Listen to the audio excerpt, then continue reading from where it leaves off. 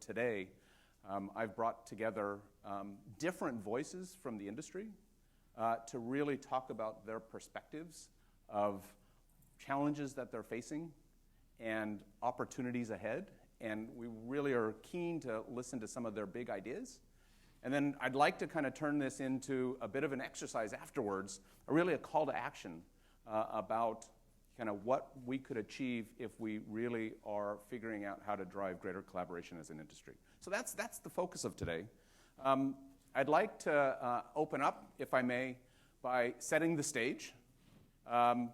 We'll also spend a little bit of time introducing this amazing panel group pretty quickly, and then they will focus on kind of discussing challenges of today and tomorrow. And I've really asked them to start thinking about what could we be doing differently? What's the art of the possible? If we could imagine anything, what could we do differently to make it happen, and then actually a call to action. And so let me first introduce who's with me on stage, if I may. Yulia Tarashenko comes from Markin, really represents the whole supply chain and logistics element of the story. I have down at the far end Orlando Sirani from J&J, who really focuses from the big biopharma and manufacturing side, the whole supply chain and the development of the drugs itself. I have next to me is Tammy Jekyll, who comes from ICON, a leading CRO organization. And then lastly, Sybil Danby is joining us as a CDMO from Center for Breakthrough Medicines. All four of their organizations, as I said before, represent really important elements of our story and have very, very different voices. And I'm really honored that I have some of these leading individuals with us to actually share some of their perspectives with us and how we could actually drive greater collaboration. So, did everybody bring a hand phone? We're going to use a little technology today. So if I can ask you to bring out your hand phone and open up your camera, scan the QR code. We're going to be doing some polling throughout the day. And this is actually getting you going on the tech. It's a really easy question. There's no wrong answers. Did everybody get in? Cool. And answer the question, how are you feeling this morning?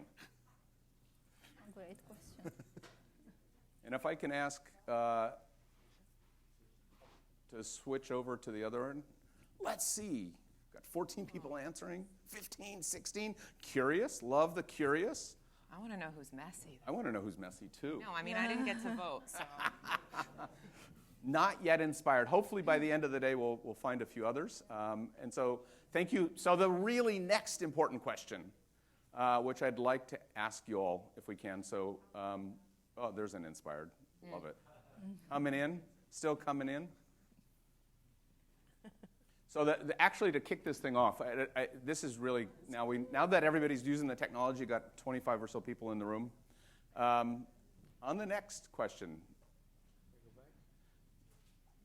do you believe that greater collaboration will be needed to successfully scale and deliver cell and gene therapies? Taking a temperature of the audience. I think it's a...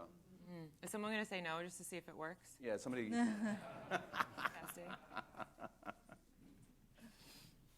Cool.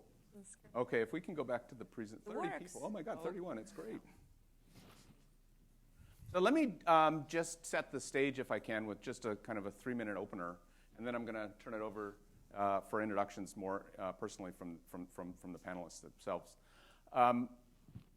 What if all of this great science and all of the great work that everybody in this room is doing, moves the development of these tremendous therapies from last resort to first line of treatment? Can you imagine how the world will change if we're able to really tackle all of the serious health challenges that people are facing today? Today we're managing, hundreds, maybe thousands of patients? What if we were managing hundreds of thousands at any one go? The challenge for us to deliver the things that we're working on today at scale, I think, is really the challenge that we're all facing today. The good news is that the potential, and we're keeping track of what's currently in clinical trials, This is a 2020 number of about 2,600 across the wide range of cell and gene therapies. Just imagine if 20 of these therapies are approved every year between now and 2027. That's 140 new products, or 30 or 40. The pipeline is ginormous. And so the opportunity to really change the course of disease is in front of us right now. We believe that by 2027, there's an opportunity to treat more than 750,000 different patients with the different types of therapies that are underway right now. Now, this is the market potential. Will we be actually at that number by 2027? I don't know. But we have a chance to. We have a chance to seriously change the course of disease in pretty wild ways. The challenge, though, in what we're facing today is kind of threefold. One, I believe, is that most of the time, therapies are not delivered as originally scheduled. And that's not any one particular fault. It could be bad weather. It could be a delayed flight. It could be a problem with manufacturing. It could be somebody just simply misses an appointment. But at the time somebody shows up for an appointment and is promised, most often it's not usually delivered as originally scheduled. The second challenge that I think we're facing is just the time to treatment today. And in many cases, time to treatment takes 6 to 8 weeks. And why couldn't it take 2 or even shorter? And the place where we're actually focusing is that as an industry, we typically try to build our own thing, right? Every organization goes out and builds the necessary infrastructure to deliver their types of therapies. What if we, as an industry, took a step back and said, is there parts of the infrastructure that this new emerging cell and gene therapies are going to require that could be shared? What if we actually looked at parts of the infrastructure that isn't about what makes us different or special? What if we started to build some digital platforms that could be shared? What if we started to look at the connectivity and started sharing some of that stuff? So there's an opportunity, I also believe, to actually avoid duplicative infrastructure costs if we took a step back and started to think about collaboration in a very, very different way. So I'm going to pose a question, and then we're going to kind of turn this over to the panel really quickly. We often, in our world, grew up with the idea of co-opetition, right? I'm going to cooperate a little bit, but we're going to be competitors. What if we took a very different approach, a very different mindset, something that I often call CoOpportunity? I think if we look at the potential of what lies in front of us, there's an opportunity for all of us to raise the ship for everyone and not think about it in a competitive way, but in a co-opportunity way. And the good news is, if one were to think about a silver lining from the pandemic, we have a reference point for that now. All of a sudden, the world focused on a greater good, and look at what we achieved. We developed not 1, but 4 vaccines in under a year. That's pretty crazy. We figured out how to distribute and get them out to hundreds of millions of people, because all of a sudden we started to focus on something bigger than what one organization could possibly do. And we've done some remarkable things. So I think if one were to think about the pandemic and the silver lining in that, I think we have an opportunity, a reference point, to apply that same mindset to the cell and gene therapy industry to really make a difference in terms of how we think about diseases. And so I'm going to open that. I'm going to leave it there. But that's the challenge, the opportunity, or the co-opportunity for us. But I think what's most important is actually to spend time with our panelists today, really listening to their perspectives. And so before we kick off on the questions, Tammy, would you like to introduce yourself? Tell us a little bit about, oh my God, this is weird. Hello. And tell us a little bit about your organization and the important role that you play in the cell and gene therapy space. Sure. Hi, everyone. Tammy Jekyll. I'm the Global Business Lead for the ICON Cell and Gene Therapy Center of Excellence, and we are a CRO. Many of you may know that we recently acquired PRA, another CRO. We are combining our cell and gene therapy resources. Together, we have executed about 120 cell and gene therapy trials across therapeutic areas, different technologies. And part of our role in Center of Excellence is really to recognize, as Adlai alluded to, that there are nuances in the fact that these trials have to be delivered differently. And so we compile best practices, we build proprietary technology and tools to help us manage and run these trials. And we're running trials in about 23 countries right now. I've been in cell and gene therapy for about 10 years. My personal remit is to really provide logistics and cryo storage strategies for our trials across our portfolio. Thank you. Hey, Sybil. Hi. How are you? Good.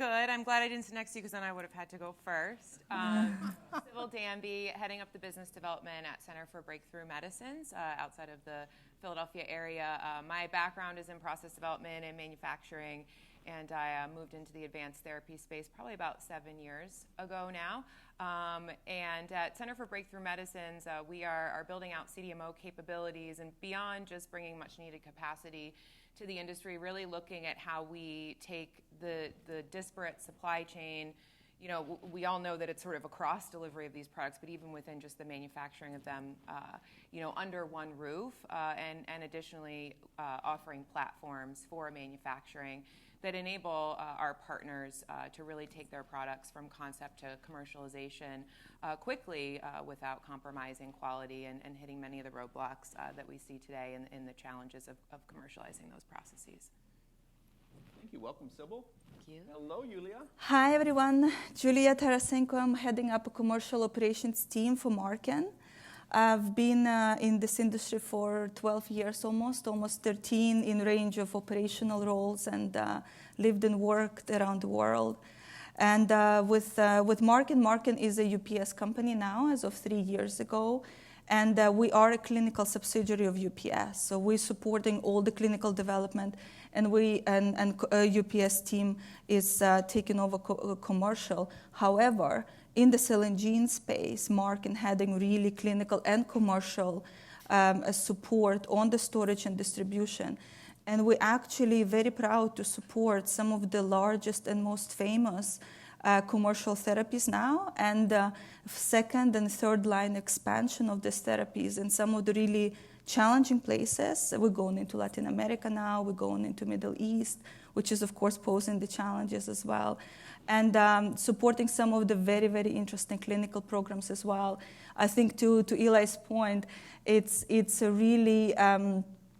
really critical, right? Talking about the similarities, right? More so than the differences. We definitely know every therapy is very different, but what we really want to do is see how we bring it together and scale, really at scale, and bring them to as many patients as we can all over the world.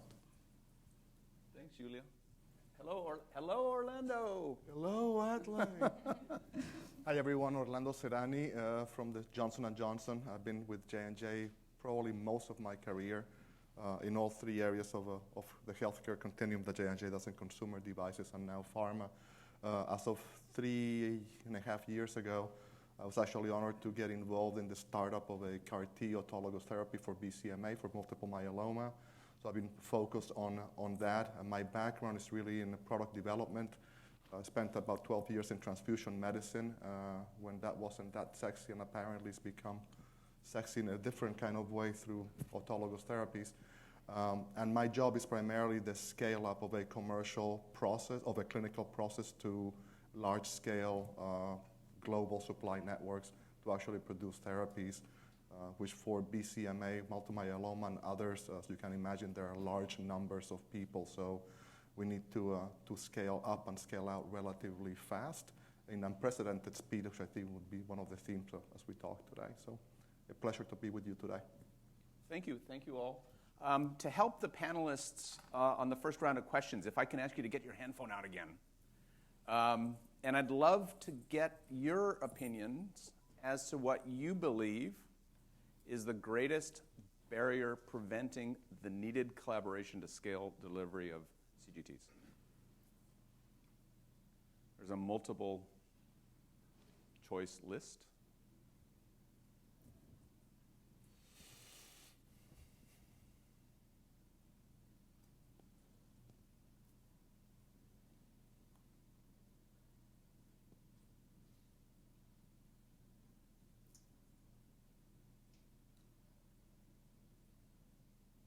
infrastructure, culture, manufacturing complexity.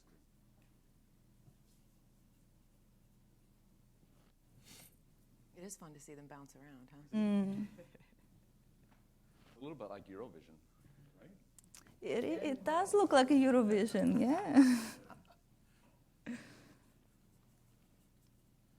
few more minutes as people start to answer. Again, no right or wrong answer. To give you guys a sense of where the audience feels are some of our biggest challenges, infrastructure being the first.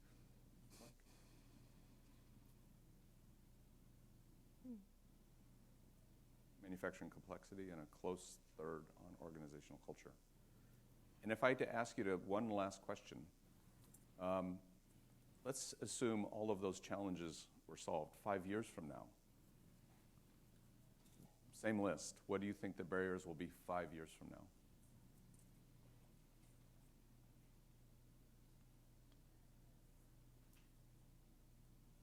What will we have solved today? Literally solved today here on this panel. Solved today. This is the brain trust of the world right here. Last question. So 5 years from now, you think the greatest barriers is going to be IP, maybe? Orlando, I think you're in good shape. Manufacturing's been solved. It's awesome. Culture, rising to the top. Treatment journey complexity continuing to be art.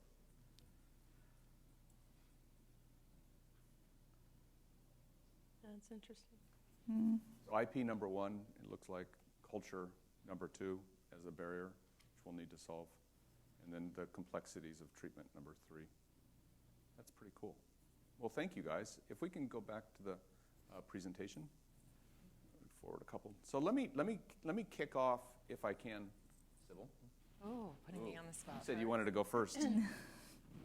From your perspective, what do you think is your biggest challenge that you're facing as a CDMO in the world today of cell and gene therapy? Yeah, and I think that we all see massive challenges in these patient-specific therapies with very complex journeys, but maybe to also sort of look at direct gene therapy, viral vector manufacturing as well, because there's a lot of challenges there for those products as well. And one of the biggest challenges as a manufacturer is the speed that sometimes our partners require.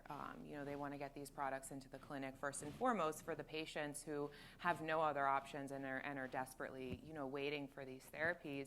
And sometimes doing so not at the cost of safety and quality, but at the cost of a scalable manufacturing platform.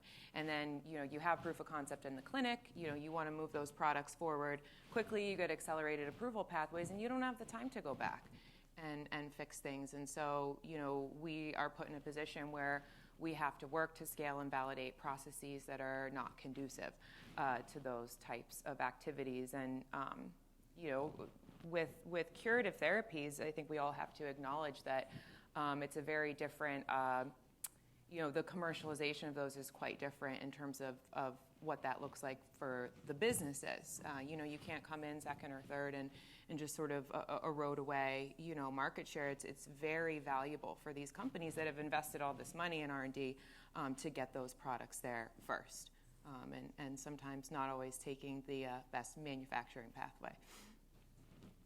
And Orlando, so Sybil was talking about kind of the clinical to market. You're now, as you introduced yourself, this is a bit weird, sorry about that. Hello. Is focused on really kind of commercial scale at speed. So I'm just kind of curious, what challenges are you facing today from your perspective of your products to market? I think we'll be generic for a second, and then we'll get into, so I think to dive on the last comment. Variability is something that is prevalent in this space, and you can talk particularly in autologous therapy, variability of the raw material. I mean, a healthy patient by definition is variable. A sick patient is even more variable. So one of the things that our team kind of loses sleep over is how can we reduce variability both in patient journey and in product journey to take out as much variability as possible so that we can increase the chances of manufacturing the core processes to go well, right? And we can spend time on how, including the clinical rails, and what I mean by rails in previous lives of monoclonals or small molecules, we have a clinical supply chain, and you can look organizationally, they're actually kind of sit in different groups. They work with the CRO, with the CDMO. The clinical rails of that supply chain are very distinct, right? Usually operations, commercialization's got a product thrown over the wall. Here's your cost improvement opportunities for the next 10 years. Those rails never met. The rails for these therapies are the same. The same clinics that we're doing clinical trials today as a clinical site, tomorrow are a commercial site. So every single, I'll get testy, label that we put sideways because clinical trial wanted that, every extra step that we put sideways, everything out of normal, out of things that we add in clinical supply chains, there's no time to take them out. So everything that you sign up for today on the clinical supply chain, you're signing up for to be a commercial supply chain speed bump. They're the same rails, right? And actually, we've gotten feedback from sites and customers, right? Because it's a very interesting relationship there. There's clinical sites, there are also customers, they're providers of raw materials, right? We cannot be schizophrenic, right, about how we do those two things, and they need to coexist. So awareness today of everything that is coming through a clinical process, an R&D process, trying to take that variability out and standardize is what keeps me awake today. And I think it's interesting seeing from the results is we hope, I think collectively, at least in this room and virtually, that some of that goes away, letting IP become the basis of competition or differentiation, if you wish. So that's good to see. So Orlando, that's almost a coin toss over here to Tammy, who is actually on the clinical trial side, setting up some of those standards that maybe you have to live with from a commercial side. So I don't know, Tammy. Sure. You could share some of the things you're facing today. Yeah, certainly as a CRO and executing the trials, I think we look at things in journeys. There's a regulatory journey. The complexities, the fact that the regulatory environment continues to change, and it's changing not just by region, not just by country, but sometimes very granular regulatory changes that we have to maintain and monitor at all times. We find that when we're doing study startup, we're averaging about 3 to 4 protocol revisions in starts and stops. And so I think that's one of the nuances of cell and gene therapies, that we plan for that there is going to be starts and stops in the very beginning. There's also a patient journey, recruiting these patients, finding the right patients, making sure that we can provide whatever concierge services are that we need to accommodate these sometimes very, very sick patients. We also find that missing a schedule is the norm. It's not the exception in cell and gene therapy, so we need to plan for that. And then certainly there is the product journey that we've talked a lot about. These are living therapies. They're time and temperature sensitive. There's not a lot of standards out there yet, but hopefully we're continuing to work to develop. And then there's a site journey, and I think that's probably, from a CRO's perspective, one of the things that we focus on a lot. We often talk about the last mile in IP. I talk about the last 50 feet. I'm more concerned about what happens once that product's been delivered to the site. How are you integrating site procedures with protocol-specific requirements? And that has to be mapped out granularly, site by site. Not only that, there's huge competition for the most desirable sites. And so, Orlando, to your point, finding how we can limit variability is really important because there's only so many protocols and programs that a single site can execute properly. And so we're very focused on that. And then finally, the data journey. huge, the most precious thing that we gather and have in these clinical trials is the data. And data behaves very differently in cell and gene therapy trials, where, normally, for instance, in an oncology trial, you're accumulating data over a steady progression of the trial. In cell and gene therapy, you're collecting a bolus of data from so many different sources within the first few weeks of a patient being enrolled. And again, you have to provide the site support, you have to provide the tools and the technology to make sure that we're cleaning data all the time, because we're normally operating under accelerated regulatory pathways. So that's just a few of the little nuances and challenges that we have as a CRO. And Tammy, you raised the product journey, so I'm going to look at yes, who's all about the product journey. Yeah, it is. So what challenges are you seeing today as you're kind of facing and supporting both clinical trials and some commercial opportunities? Well, that's, it's a really good question, because the answer is some of you experienced over this weekend, right? What's happening with Southwest? The COVID mandate is going to again disrupt how we move the product in the US, right? And how we move the product all over the world. So as we're coming out of COVID and we're going really through from the time where there was no flights available, right? Now some of the flights coming back, and we constantly have to reassess the network, right? How we can move things compliantly, on time, working with the sites, working with the CMOs, making sure that we don't miss those manufacturing slots that are very critical, right? Our sponsor clients are constantly asking us to de-risk the supply chain, right? So before COVID, this was typically how we would look at any protocol, right? How we take out as much risk at the supply chain as possible, right? So at that time, only for certain sponsors, we were looking at, 5-6 backup routes for each patient sample moving to the manufacturing site and each therapy moving back to the site. Now this becomes a norm. 6 backup routes for each journey is now a norm. And now it's extending not only for patient journey from site to manufacturer, from manufacturer back, but it extends to raw material as well. So what's happening now is what we're seeing a lot of demand for just-in-time manufacturing. So when the patient is screened, the raw material begin to move, the viral vector begin to move, everything begins to move and arrive at the manufacturing site within 48 hours to 72 hours, right, as patient being prepped to already receive that therapy.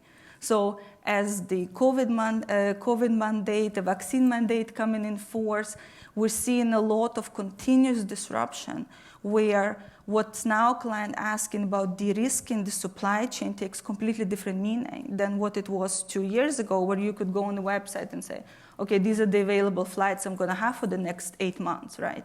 Now this is really changing. This is really changing weekly. So I think that's really the big point. And another point I want to raise is a little bit of again, where we are with COVID vaccine is the competition for the resources, right? Competition for manufacturing slots, competition for space on the aircraft. Again, what takes the priority, right? Large bulk of the vaccine that's moving under government mandates, or the cell and gene therapies. There is one therapy, but it's a life-saving, last really resort for some of these patients.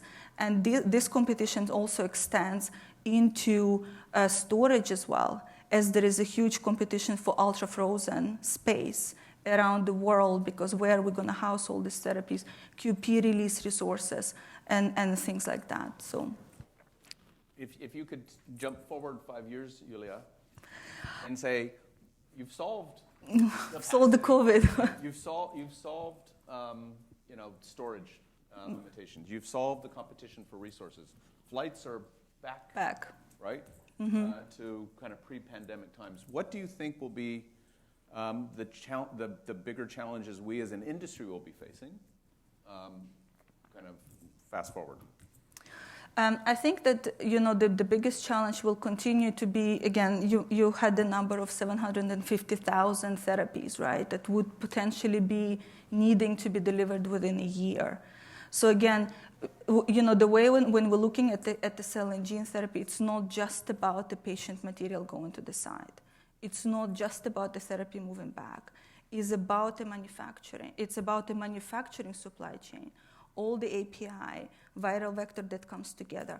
It's also the patient samples, right? When the patient is being randomized, the PBMC isolation, everything that needs to happen, right? Just to be able to either accept that patient and say, yes, this patient is viable to take this therapy or not. These samples are equally important, and they are part of the journey. Then we're looking at long-term follow-up, right? Again, as these therapies continue to be under kind of emergency approval, right? The minimum is between 3 to 5 years. You're following up the patient where you need that data, but at the same time, what we're seeing now more and more from the sponsors, that they don't want that patient to come back to the site anymore. These are the patients who spend 5-8 years in the clinic. So now that they have a therapy and they're healthy, they want to lead a normal life. So how do you do that?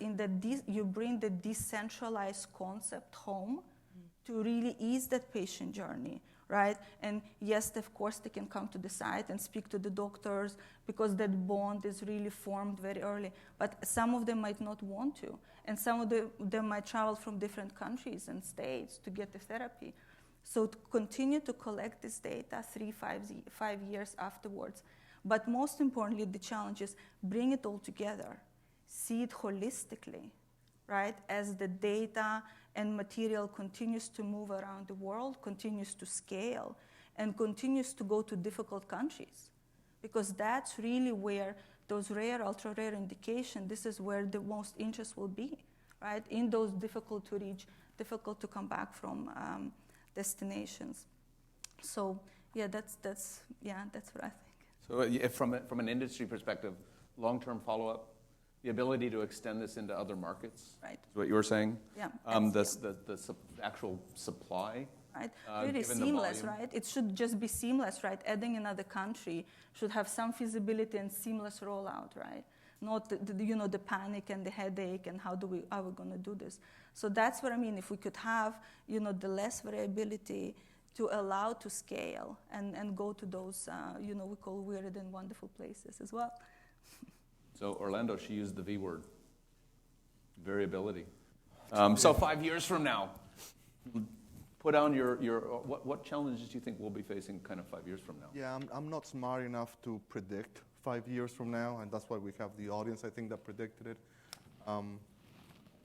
But I do have a couple of minutes, I think, what will happen over the next 5 years, right? So to Julia's point, I think if you just look at the total scale of the pipeline and what's commercial today, right, and you believe, to Adlai's point, that pick a number of that pipeline will come to life, just the exponential complexity of all this variability just takes a larger and larger and larger number, especially when you try to move it, to Julia's points, across the world, right? So the fact that today we're still having debates how to code apheresis for customs from Brazil different than Argentina. I have a personal problem with that. I was born in Chile, so I have problems with Brazil and Argentina. Geographically, that's a joke. We all do. But we still have those things, right? So we're still having trade things, just to give you a very mundane example, that in previous lives needed to be solved over 6-7 months. We do not have that. If you look at scale globally of products and geographies, the complexity becomes a little mind-numbing. So I think that there is a road to infrastructure over the next 5 years that needs to get asphalted rather nicely, right? And I do think that standards are luckily starting to take hold. There's not enough, but at least they're being adopted quickly. I was part of the ISBT 128 developed in 1995, and they're just getting adopted. So the speed of adoption of standards is amazing, what we're doing. So that's good news. I think the other pathway in the next 5 years is really going to be around harmonization of infrastructure, tech, and data, where Adlai started, right? So interoperability is one of those words. I think if we all build the highway, and the highways or the railroad tracks are all different widths, we cannot traverse them. So I think interoperability is something that we're going to have to work through as an industry.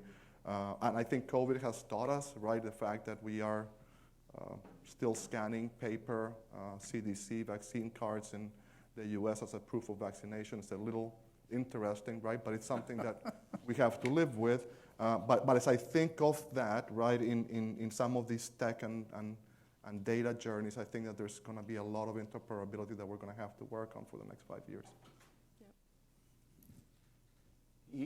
Tammy introduced a few interesting additional concepts around complexity and the growth as we move around the world, the interoperability or the need to find that standard. What from your perspective and COO perspective, what do you think our industry will be facing in 5 years? Well, I mean, certainly tracking patients and the long-term, 15-year long-term follow-up. How do we keep track of these patients who are, especially in a multi-payer situation, they're changing their providers, they're changing insurance plans. Is there some level of broader tokenization that we can have where we're able to track those patients regardless of where they go? And certainly country-specific requirements. The consent is a huge part of what of what we're going to be challenged with. Certainly on the commercialization side, you're going to be hearing about that, I'm sure, during the conference as far as the creative reimbursement that we're having to come up with to make sure that we can make sure patients have access to these potentially curative, life-changing therapies is going to be really, really critical. And, I think just finding the patients, making sure that we have the right kind of information that we can drive out to the patients and their stakeholders to let them understand here are clinical trials that are being developed for these therapies. How can we create maybe even international patient registries so that we can find patients as well as continuing to track those that we're treating. I think that's going to be a huge challenge as we move forward. Not to mention that just within protocols and a lot of on the development side, finding some level of standardization so that we can prevent as much variability as possible as we're working with these sites on protocol-specific requirements. And last but not least, it's always hard to add to a really great list of what's coming down the road. Sybil, I give you the challenge. So, I'll start with saying that it's given time with the others answering here for the anxiety level 48 hours to get ready to manufacture a batch with all of your materials coming in as well. That my anxiety from that comment subsided since you said it, when I think about all the things that need to be put into place to bring that material in and manufacture that batch for a patient and release it. And as we look at these autologous cell therapies, which we all know is always from a manufacturing perspective a matter of scaling out, right? Because it's patient specific. And with standardization and a really sort of robust overhaul of a supply chain to allow for that consistency, to allow for that fast turnaround time, I see manageability there, right? I see that we have solutions that can be implemented down the road. But where I see a really big challenge in 5 years from now is not to keep going back to gene therapy because that's where my background is stronger. But for these in vivo viral vector-based gene therapies, it's scaling up. And we simply do not have the manufacturing technologies right now that can do that. I mean, when you look at some of the calculations for what's needed to support even the DMD patient population, they talked about, tens, if not hundreds, of Olympic-sized swimming pools of cell culture that needs to be manufactured to meet that patient population. That's not feasible, right? And that's rare diseases we're talking about here. These therapies work. And if we want to be able to apply them more broadly to complex diseases, not monogenic, rare diseases with smaller patient populations, we simply cannot do it because we can't manufacture to the scale that's needed to be. So we really, truly need disruptive technologies for viral vector manufacturing that allows it to look the way it looks to make antibodies, where you have these stable cell lines and you have thousands, if not 10,000 liter bioreactors, churning out very large quantities product that can be easily and efficiently purified to be able to, again, not just meet these ultra rare and rare disease populations, but think about more broadly how we could apply these therapies that really help keep people from needing to take something every day or every week or every month, and can offer a curative approach. Yes, we're moving into like diabetes and cardio. It just... It's not even a possibility right now. I mean, in some cases, you can't even make enough material to treat, these rare diseases. We talk about, of course it's one batch for an autologous cell therapy, but some of these processes are so low yielding that one batch is just 1 or 2 patients, and you're talking about big bioreactors. Yeah, it's very, very challenging. So it's interesting that you bring that up, because we always talk about the challenges we're facing as organizations or from our perspectives of the value chain. What do you think will be the challenges patients will face? Let's talk about patients for a minute. Those, the most important. Yeah, that's why we're all here, that's right? Exactly why we're here. I'd like to get your perspectives on, what you believe the patients will face on their journey. And I'm not talking about reimbursement or accessibility. Let's say we can address that. But the actual treatment journey itself, what do you think will be some of the biggest challenges patients will face when these become kind of standards of care? I think it's a lack of transparency to where their treatment is. You said it yourself, 90% of these treatments are delayed. Think about how you feel when your flight's delayed, or your doctor was supposed to call you back, or you can't track my package, it's not showing where it is.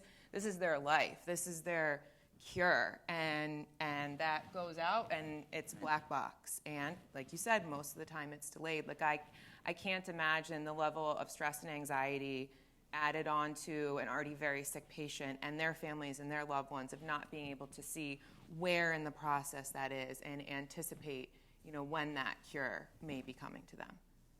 In Orlando, so we're hearing from Sybil the idea of transparency, from your end. What? As much as I would like to disagree with Sybil, I can't. I think we have that conflict today, right? And there's 40 plus stakeholders in an ecosystem of influencers just for an autologous therapy, right? Who manages that information, the level of engagement that the patient wants to have versus what the rest of the ecosystem, without naming specific members, want to give them, right?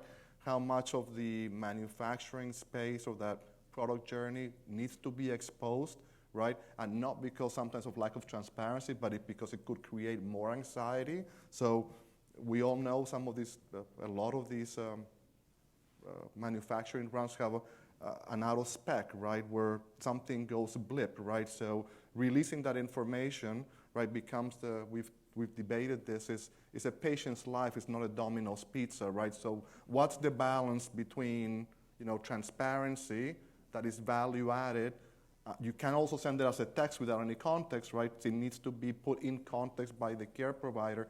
So it's not being done with bad intention, but there's a lot of coordination required to be able to provide meaningful information for what a patient is waiting for, or their caregiver, right? Without bombarding them, just because the data is there, without context, it actually could do more harm from a stress and anxiety point of view. Yeah, yeah, there needs to be some level of sort of filtration of those data to be something that the patient valuable is able to see and understand, like you said, without creating undue stress.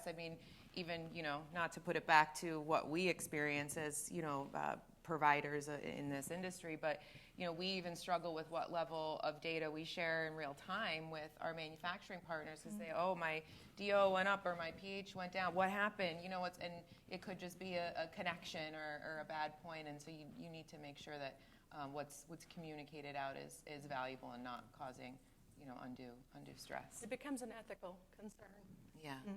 As far as just making sure that we have enough information out there when patients are, and I would think as more and more therapies are becoming available, they need to be able to make a good decision of, here was the traditional standard of care for this particular disease state. Here's a new, potentially even curative, how do you balance that? How do you weigh that? How do you make that decision?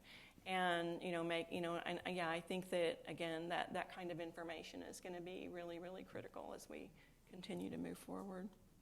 So it's interesting, kind of just reflecting on the range of challenges that we face today around the different journeys that you've described, Tammy, kind of the variability that you're facing today, Orlando, speed to market, Sybil, and Yulia around the supply today. But as we think about tomorrow, 5 years from now, kind of the scale and rollout of the world, the standards and harmonization, which we need to aspire to, the ability to track patients for multiple years to understand how they're doing, and then kind of lastly, kind of the broader ideas around transparency and the overall patient experience that I think we all want to provide.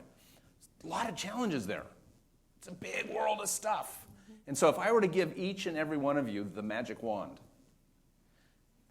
you are able to do something that we thought could never be possible. One really big, audacious, bold idea to solve this world of stuff.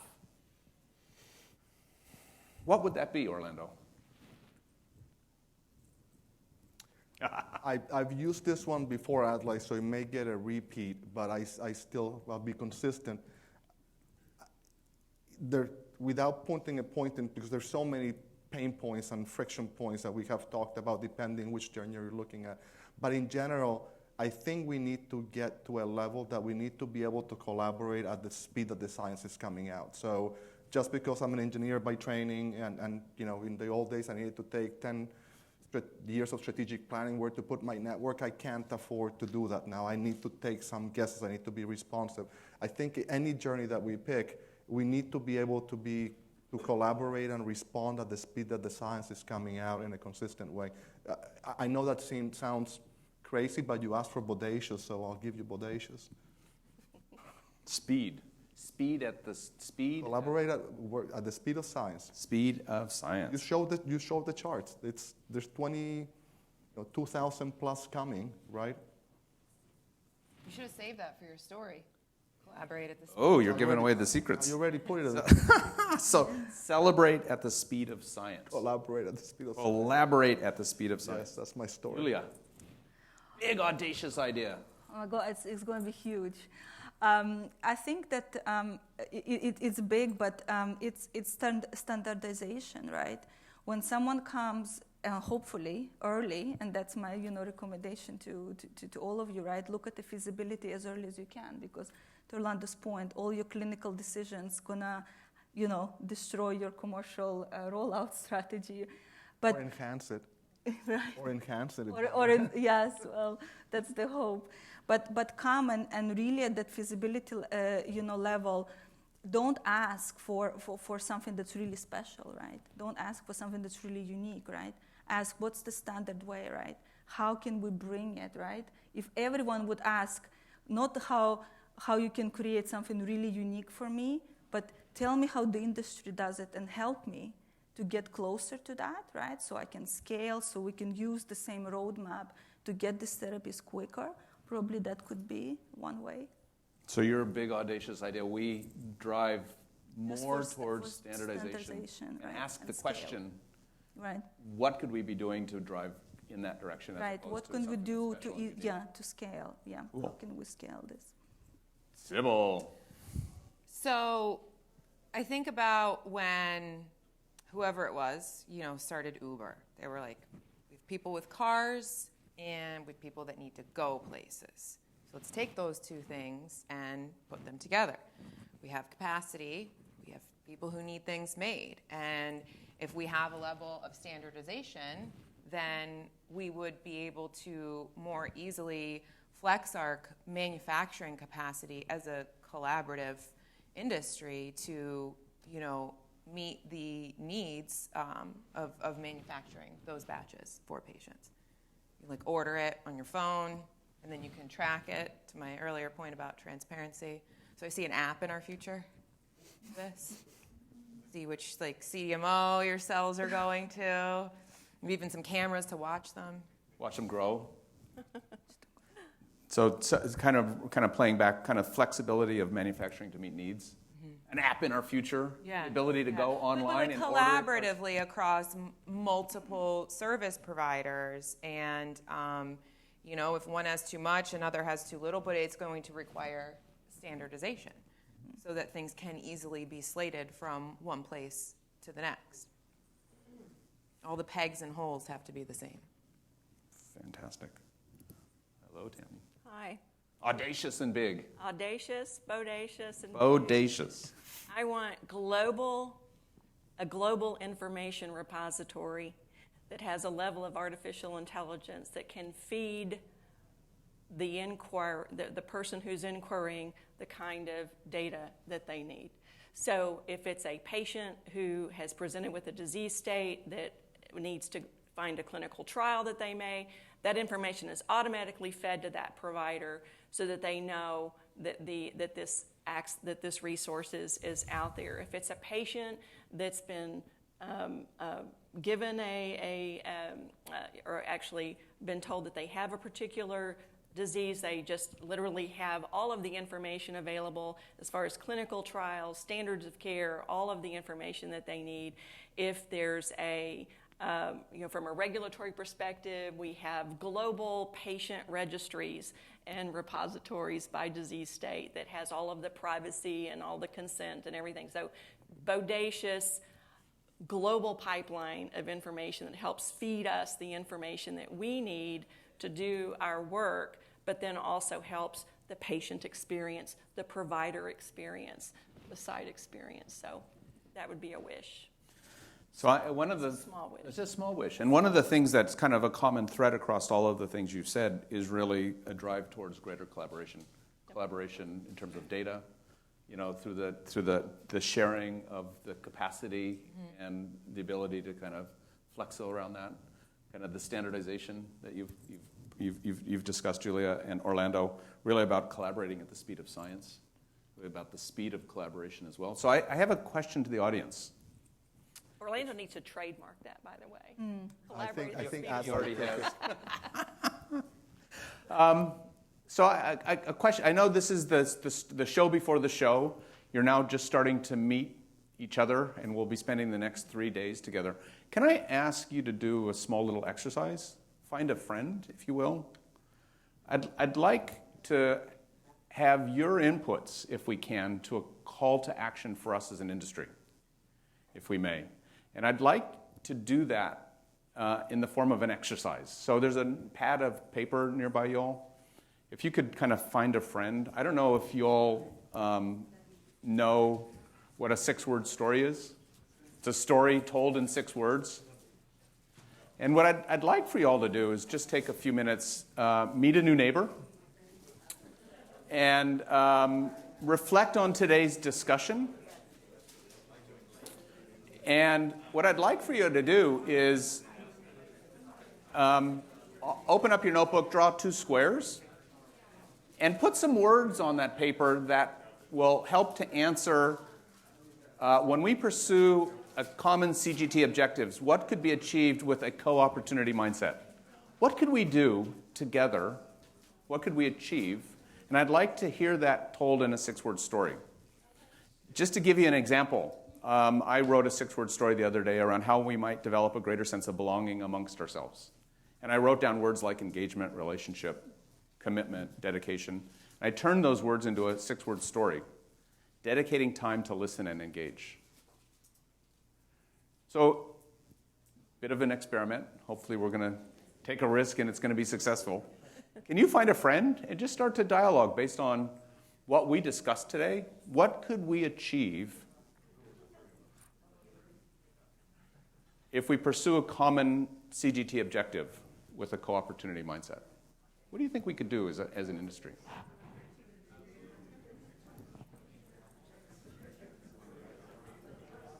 Does it have to be like a sentence, or it can take about 10 minutes, words? And then I'm going to hear your stories. Here, if you want to. I was just actually, that's what I made yesterday. It says patient.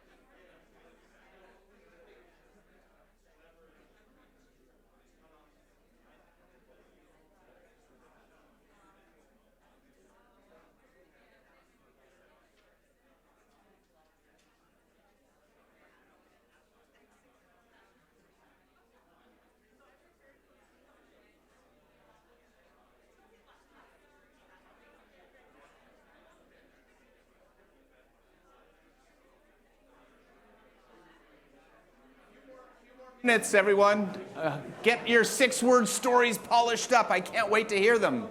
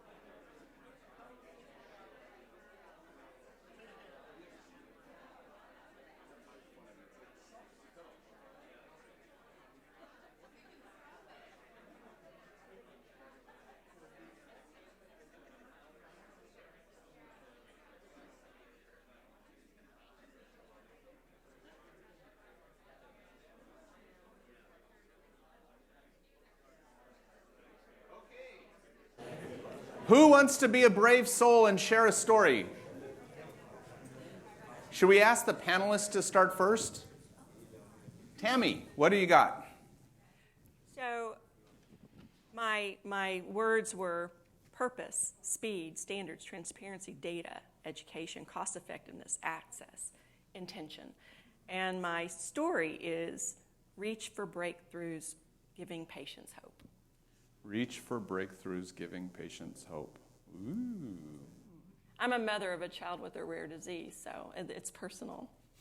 Thank you for sharing. Oh. So Julie and I worked on one together, and I will say it is probably much less poetic, a bit practical, but we collaborated in doing it. And I won't go through the thought process with all the words because we did end up cutting a good amount of them, but we landed on deliver scalable, standardized cures for patients. Deliver scalable, standardized cures for patients. Awesome. Wow. Anybody? Oh, you got. Hold on. There's a Device. a microphone Yes. coming at you. Throw it. I can throw it. Catch. Oh my gosh. Yeah. Yeah, it's a microphone, yeah. It's a microphone. Increase patient access through streamlining and standardization. Increase patient access through streamlining. Wow. Woo. Good one. You gotta hurry. Nice one. Woo-hoo-hoo. Tweet, tweet, tweet. Anyone else? Well, You want us to go? no, go ahead. Okay. Yep. We said begin with the end in mind. Wow. Begin with the end in mind. Getting goosies. Thank you. Wow. Woohoo. Tweet, tweet, tweet. Right here, Donna. Philosophical. Right here in front. Up in the... Here you go. Stakeholders need to agree and share. Stakeholders need to agree and share. Woohoo! Tweet, tweet, tweet, tweet, tweet. Over here. Thank you. So we talk a lot about speed within the industry as being a primary pain point, right? And so time is a finite thing. You can't create more time. So we're looking at standardization more as a way of creating that efficiency. So 6-word story of standardization drives speed by creating efficiency. Standardization drives speed by creating efficiencies. Woo! Tweet, tweet, tweet, tweet, tweet. We'll go here first, and then over there. So the word snowflake came out as one that we were like, we need to avoid snowflake mentality. So our 6-word story integrates standardized, strengths-focused development with humility. Like it. Can you repeat that? That was really nice. Can you repeat that again? Now I've got to find it Oh. again. So integrate. Standardized, strengths-focused Focus. development with humility. Oh, she used the hyphen in there too to get one did. word. I loved it. I did. That's what I was counting for. I'm an English major. I Very can clever. Very clever. Going We have another up here in front. here. That's amazing. Thank you. I thought I heard a hyphen in there. I love it.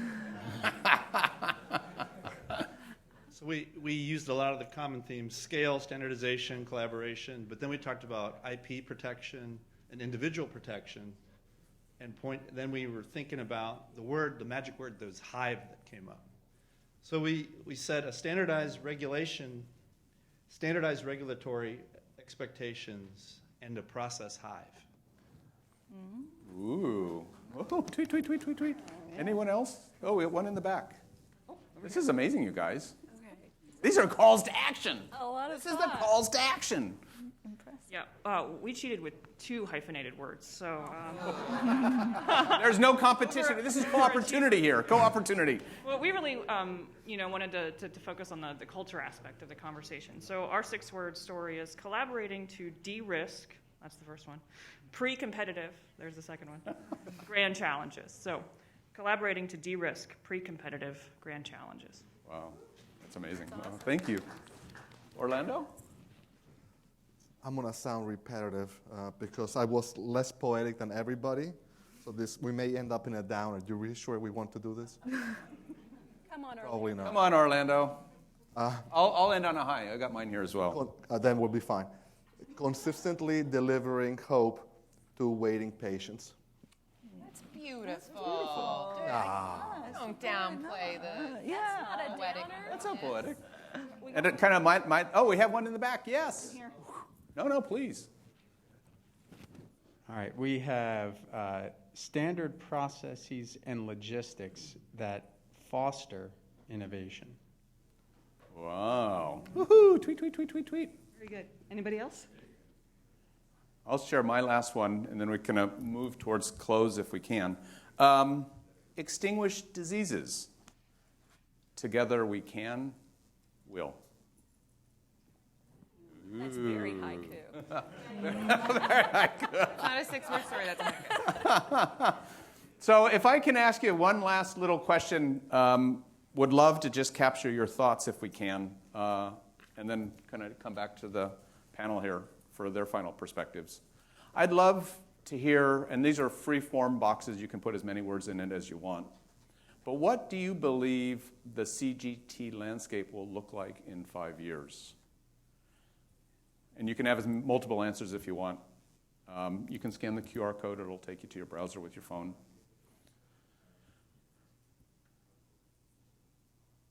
They're typing free form. It's free form, yeah, just type in free form. I'm just kind of curious, what do you think our industry is going to look like in 5 years? We heard the big, bodacious ideas, art of the possible, some calls to action, but I'd really love to hear your thoughts around where we're going to come back in this room 5 years from now. Have a little bit more gray hair, or no hair at all. And why did you look at me when you said? No, me. I'm looking. Sorry. Oh, safe. That's not planned. You can use multiple words if you want. Even hyphens. Oh, there we go. More non-viral delivery of payloads. There you go. Interesting. Different and the same. That one's deep. Best practices shared. A more scalable global network of providers. Continue to innovate. Patient outcomes as the primary driver. Amazing. Nice. Common connections through standardization.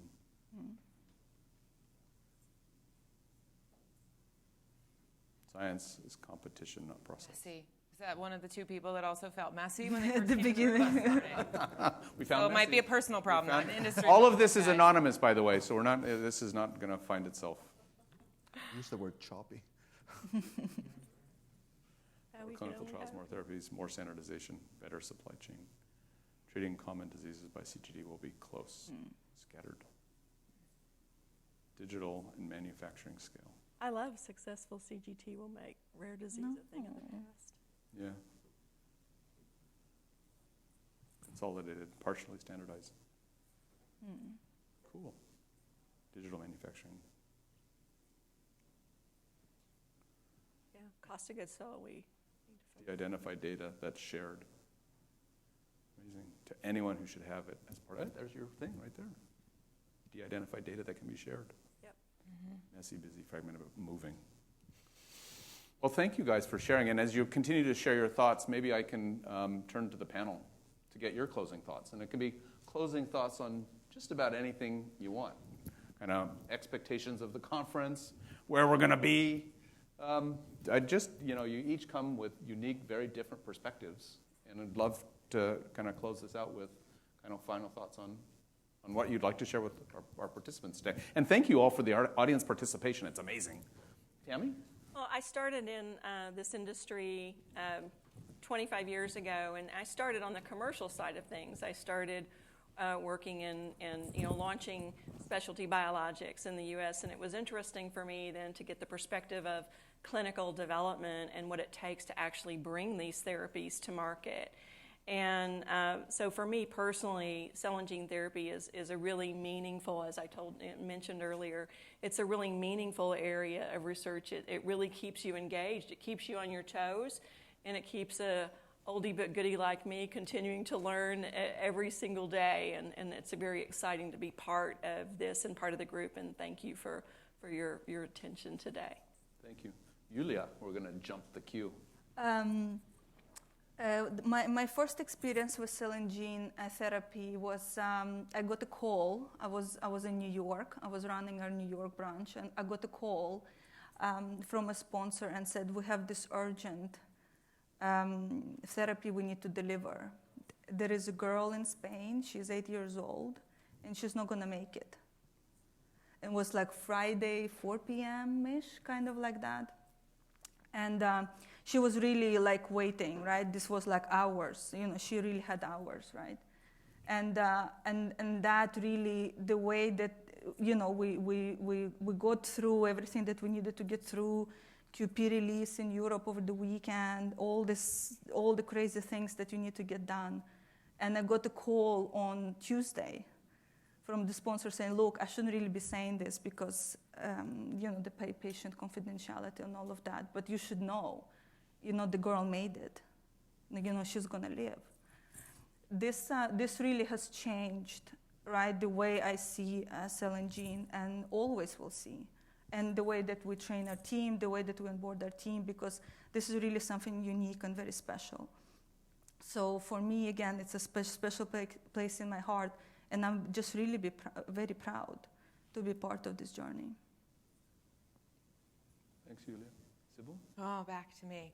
I started my career in commercial manufacturing, working 12-hour night shift as a GMP operator in biologics manufacturing. So when I think about what this industry is going to look like in 5 years, I know that making autologous cell therapies and viral vectors is very different from making antibodies and vaccines. But I hope in 5 years we look more like biologics, like traditional large molecules, if you want to call them that, with manufacturing processes and scale that's able to treat more patients and to move products forward more efficiently. To echo what Julia said, but without such a touching story, I feel very honored to be part of this industry and help bring my experience and knowledge and work with all of you to move this forward. We're lucky to be doing something that we enjoy that also changes people's lives. Thank you. Orlando? Somebody said humbling before, and I think that it's a sentiment that I've used before. I've spent 30 years in healthcare in a variety of high-touch, high-emotional content from consumers to patients, but I am humbled in this part of my career to actually, and it may be the COVID effect of being with people outside of the office for the first time in 2 years, that is, the emotional gradient has gone up. Humbled to be part of this, and there is no other space that I'd rather be at today, and in a group of minds, and the passion and the spirit that we have for this space collectively as an industry is just truly humbling. So thanks for making me be part of it. And thank you, panelists. Let's give a big round of applause for these guys. We each found our way to this moment in time through lots of different channels. Mine started with my best friend dying on his 16th birthday from cancer. And I did not start a career in healthcare. I did not. I'm a digital guy, if you haven't known yet. But we've each found ourselves to this moment in time where we really can change the world. And I just want to say thank you all for everything that you're all doing individually and collectively to make this happen. and kind of call to action, I think we really have a chance to change the direction of this world in super meaningful ways, and I hope and look forward to working with each and every one of you on that journey. So thank you. 5 minutes early. I would love for anybody that wrote a 6-word story, if you could leave that with me, or if you can write your name on it and I can get it back to you. I'd love to take pictures of those stories that you've shared. So if you can kind of share it, or you want me to. You guys did a great job. You did a great job. That audience participation moment was amazing. There was some and those deep stories were thought great. If you here. could rip it out and share that 6-word story with us and leave it on the back, I would just really, really appreciate it. Thank you all so much. Enjoy the conference.